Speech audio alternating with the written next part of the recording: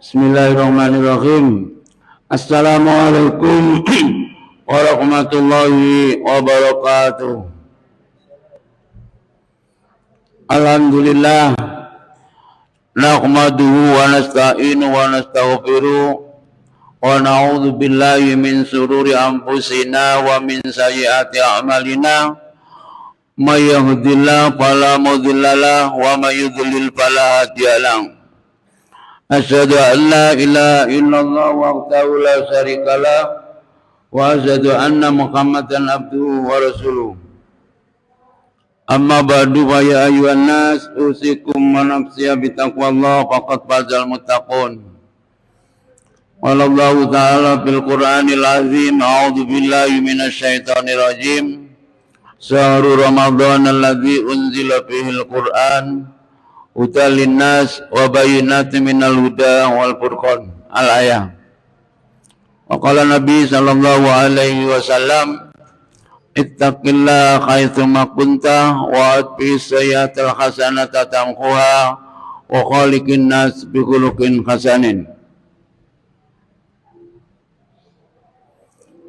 Para jamaah, ibu-ibu, bapak-bapak yang dirahmati Allah, alhamdulillah saya bersyukur kepada Allah atas rahmat dan nikmatnya sehingga pada sore hari ini kita bisa kembali ngaji kitab fikih Riyadh Sulaiman Rasyid yang kemarin sudah saya bahas sampai macam-macam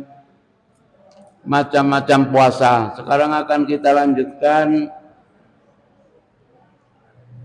syarat sahnya puasa. Kemarin juga sudah saya sampaikan syarat sahnya puasa yang pertama adalah orang Islam. Kalau orang selain Islam tidak sah puasanya. Kemudian yang kedua adalah orang yang sudah mumayyiz, maksudnya umurnya sekitar 15. Kalau misalnya umurnya di bawah 15, itu sebagai latihan. Andai kata puasa, tetap puasa, tapi tidak diberi hukuman. Misalnya andai kata tidak, itu tidak berdosa. Jadi latihan. Mumayyiz itu orang yang masih perlu membedakan antara yang benar dan antara yang salah. Ini benar, ini salah. Biasanya belum bisa membedakan. Kemudian yang ketiga adalah suci dari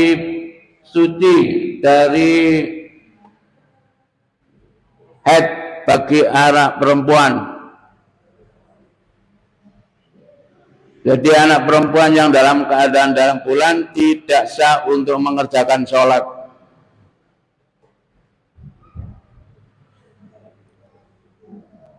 Tapi Rasulullah SAW mengingatkan kepada Aisyah. Ada hadis yang bunyinya an Aisyah kunna nu'maru biqadha'i shalah wala nu'maru biqadha'i shaum wala nu'maru biqadha'i shalah. Orang-orang perempuan itu kalau dalam keadaan haid atau tidak sholat, maka Rasulullah melalui Aisyah mengingatkan bahwa Aisyah diberitahu, aku pernah diberitahu Rasulullah bahwa kalau aku dalam keadaan haid, maka aku tidak disuruh menqadha sholat, tapi disuruh menqadha puasa. Jadi sholatnya selama seminggu atau selama 15 hari itu tidak diqadha atau tidak dikerjakan selama haid. Tapi waktu Ramadan, maka Rasulullah mengingatkan kepada Aisyah bahwa disuruh menqadha berapa hari puasa yang tidak dikerjakan selama Ramadan itu. Jadi Rasulullah lewat Aisyah, bahwa Aisyah diberitahu bahwa Aisyah, kamu tidak usah nqadha sholat selama kamu dalam keadaan haid. Tapi kamu kudu ngolok puasanya. Puasanya harus nyaur selama berapa hari? Ya. Jadi Rasulullah SAW mengingatkan kepada Aisyah seperti itu. Kemudian berikutnya adalah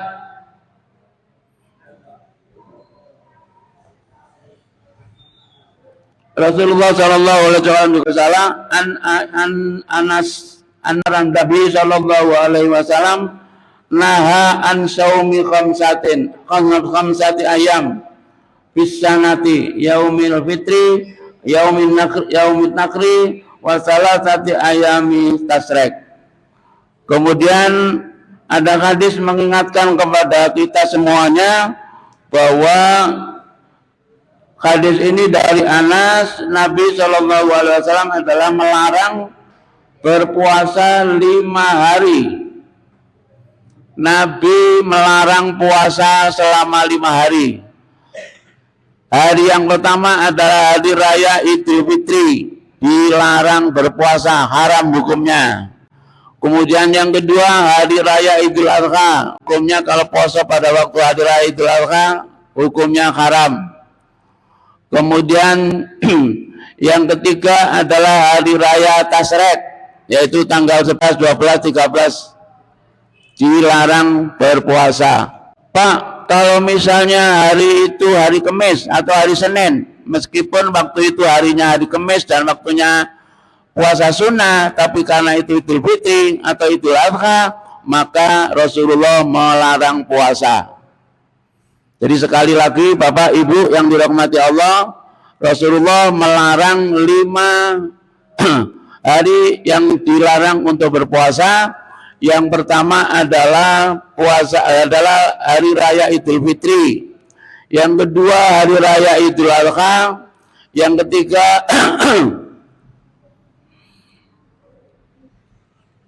ketiga adalah puasa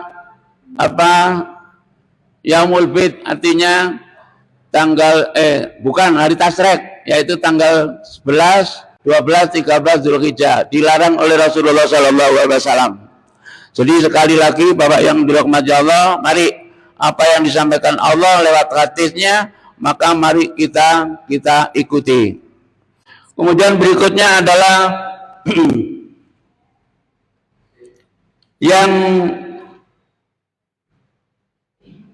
yang membatalkan puasa.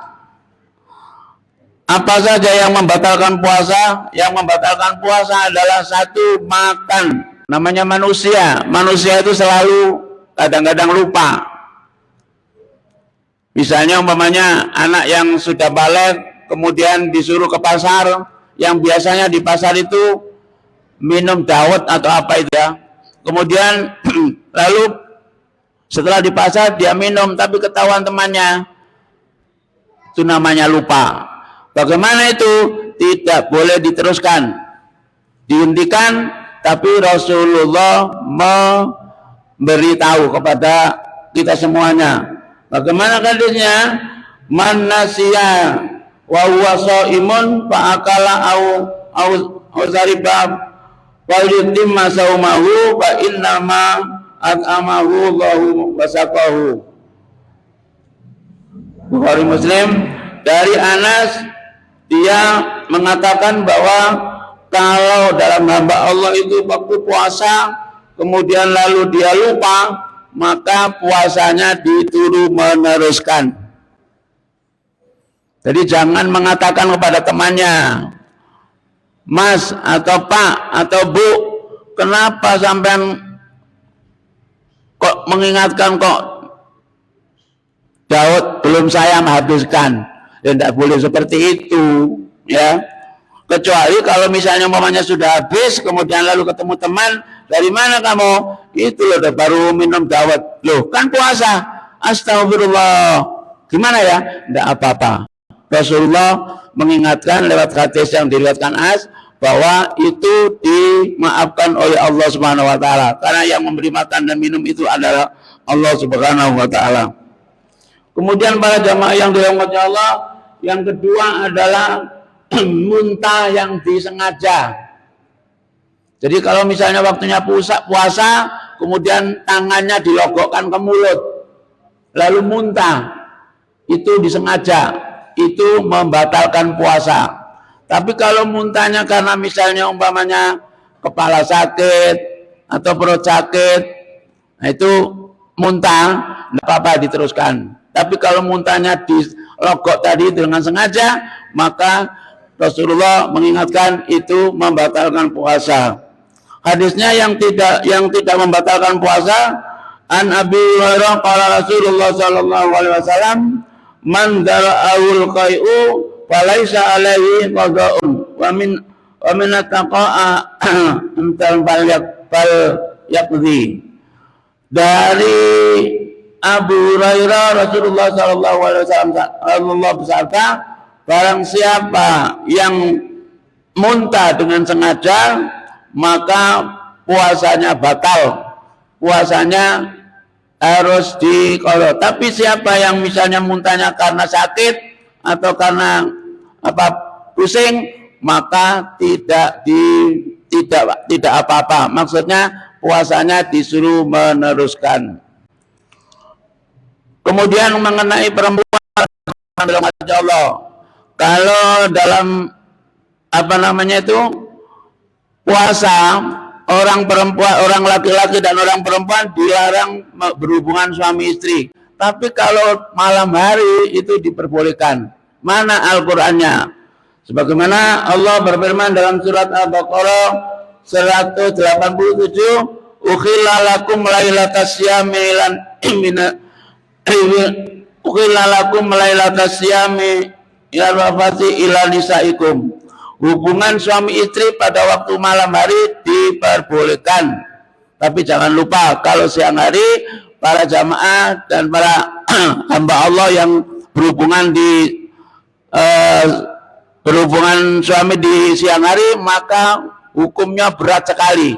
Ada 3 macam yang kemarin sudah saya sampaikan.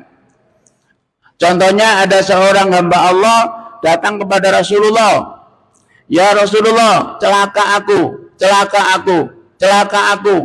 Lalu Rasulullah mengatakan, ada apa kamu kok mengatakan seperti itu? Aku berhubungan suami istri pada waktu siang hari.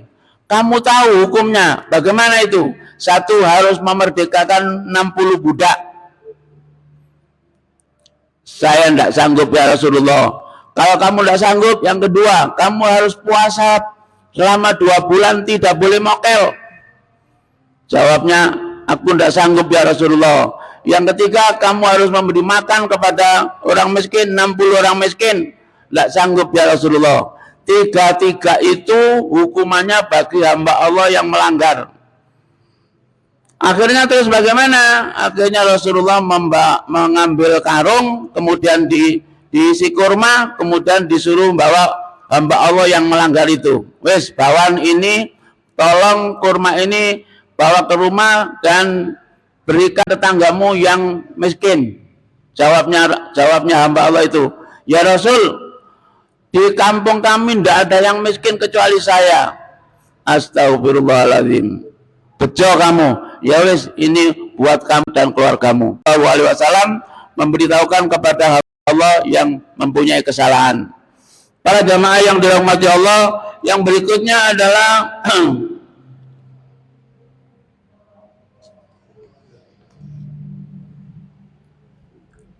gila. Jadi puasa mulai dari sahur jam 4 tidak apa-apa. Setelah itu kemudian mari sholat subuh gendengnya kumat, maka itu batal puasanya. Ya, batal puasanya. Kemudian bagi hamba Allah, kenapa kok sampai keluar mani? Mungkin berjalan kemudian melihat anak perempuan yang cantik sehingga ada gairah sehingga keluar mani, itu adalah batal puasanya. Kemudian yang kedua adalah orang yang dalam keadaan datang bulan. Orang perempuan yang misalnya sudah masih sahur, sudah sholat subuh, sudah sholat zuhur, sudah sholat asar, mandi sholat asar, akhirnya datang bulan, maka puasanya batal. Jadi acara apa yang semacam itu mohon diperhatikan agar kita nanti di hari akhir nanti kita akan diberi oleh Allah bahwa kita memperhatikan betul tentang apa namanya itu, tentang masalah fikih ini. Jadi jangan sampai masalah fikih ini dimain-mainkan, karena ini adalah Allah mengingatkan dan Rasul juga mengingatkan kepada kita agar kita selalu berbuat yang baik, terutama apa yang disampaikan oleh Allah dan Rasulnya. Kemudian berikutnya adalah siapa yang boleh berbuka. Siapa yang boleh berbuka, Pak? Yang boleh berbuka adalah yang pertama adalah orang yang sakit. Orang yang sakit, yang andai kata misalnya umpamanya sakitnya itu parah, andai kata dibuat puasa, maka orang itu boleh berbuka. Sebagaimana firman Allah, "Wa man kana maridan aw ala safarin fa iddatun min ayamin ukhra yuridullahu bikumul yusra wa la yuridu bikumul usra." Yang kedua adalah orang yang bepergian. Menurut jumhur ulama, bepergiannya yang diperbolehkan buat buka itu adalah kalau sudah pergi kilometer sekitar 80 kilometer. Insya Allah kita dari sini ke Malang misalnya seperti itu. Jadi sekali lagi, orang yang sakit dan orang yang bepergian boleh berbuka. Kemudian yang kedua adalah orang yang orang tua yang lemah. Ada orang yang usianya 80 atau 85 kemudian lemah, kemudian tidak bisa untuk berpuasa, maka boleh berbuka. Tapi dengan syarat tidak membayar puasa, tapi membayar fidyah, yaitu memberi makan kepada orang miskin yang sekitarnya setiap hari bisa makan, misalnya umpamanya nasi berapa, apa namanya itu, yang pokok mengenyangkan. Jadi disuruh membayar fidyah, dan fidyah itu bisa dibayar langsung atau bisa dibayar akhir nanti. Misalnya umpamanya pada waktu pembagian zakat fitrah, kemudian orang yang lemah itu seluruhnya mulai dari 1 sampai 30 apa namanya itu enggak bisa, maka membayar fidyah. Berapa, Pak? Satu harinya 20.000 kalau uang. Kalau beras satu harinya 1 liter. Jadi Bapak yang dimuliakan Allah memberi keringanan kepada hamba Allah yang selalu mengingat, selalu mengerjakan apa yang disampaikan. Yang nomor itu adalah orang yang hamil. Kalau misalnya hamil dalam keadaan tua, kemudian lalu mengatakan boleh ngodho dan juga boleh bayar fidyah. Jadi sekali lagi para jamaah yang dirahmati Allah, yang pertama tadi orang yang boleh berbuka adalah orang yang sakit, kemudian orang musafir, kemudian orang yang sudah usia tua, kemudian orang yang hamil dan orang menyusuinya. Dan itu semuanya diatur oleh Allah dan Rasulnya, yaitu disuruh mengodho kalau memang bisa, kalau tidak bisa kalau membayar fidyah sebagaimana yang ditentukan oleh Allah dan Rasul di dalam kitab fikih itu. Para jamaah yang dirahmati Allah, demikianlah lanjutan dari pengajian pada malam hari ini. Kita lanjutkan mulai dari sahnya puasa, kemudian macam-macam puasa, kemudian yang membatalkan puasa, dan yang boleh berbuka. Mudah-mudahan apa yang saya sampaikan, yang saya ambil dari fikih Sulaiman Rasyid, mudah-mudahan bisa dipahami dan bisa dikerjakan dalam kehidupan sehari-hari. Mudah-mudahan semua apa yang saya sampaikan, kalau itu benar-benar itu dari Allah Subhanahu wa Ta'ala. Kalau memang ada salah itu dari kami, dan mudah-mudahan Allah akan mengampuni kami. Sekian dulu, mudah-mudahan Allah selalu memberikan kesehatan sehingga bisa melanjutkan puasa dari 1 sampai terakhir nanti. Subhanaka wa bihamdika asyhadu an la ilaha illa anta astaghfiruka wa atubu ilaik. Kurang lebihnya mohon maaf. Billahi taufik wal hidayah. Wassalamualaikum warahmatullahi wabarakatuh.